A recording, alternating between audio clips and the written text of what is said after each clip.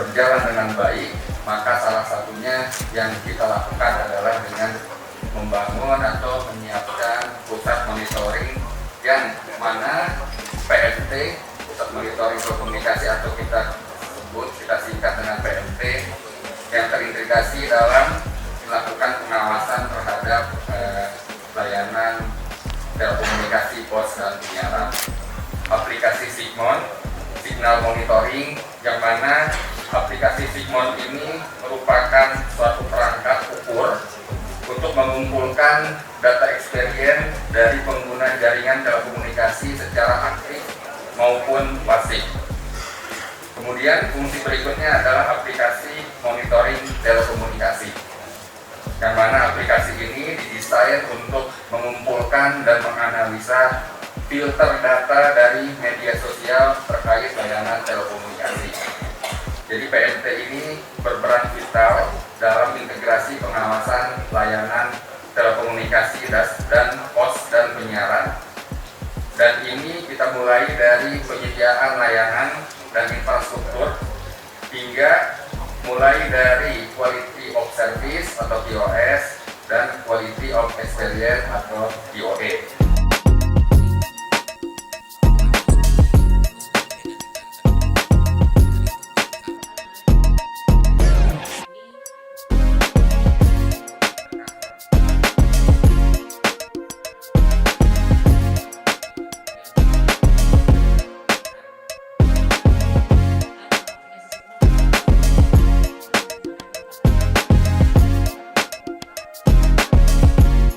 PMT atau Pusat Monitoring Telekomunikasi, Pos dan Penyiaran. Jadi ada dua lagi ya, Pos dan Penyiaran Selain Telekomunikasi, itu bertugas atau berfungsi untuk melakukan pertama pemetaan mengenai coverage atau luas jangkauan siaran layanan internet dan termasuk pos dan penyiaran. Nah, terus kemudian di situ juga kita melakukan pengawasan terhadap bagaimana coverage itu di lapangan dan bagaimana kualitas layanannya. Jadi selain dari sinyal strength, terus kemudian bagaimana internet itu kecepatan download dan uploadnya juga kita lakukan pengukuran. Di situ selain dari tadi pengawasan, terus kemudian kita juga membuka aduan masyarakat yang kami ambil dari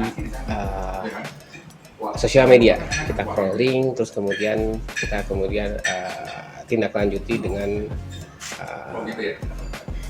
aduan tersebut kepada operator untuk dilakukan perbaikan. Dan memang ada dukungan juga atau ada fasilitas aplikasi Sigmon.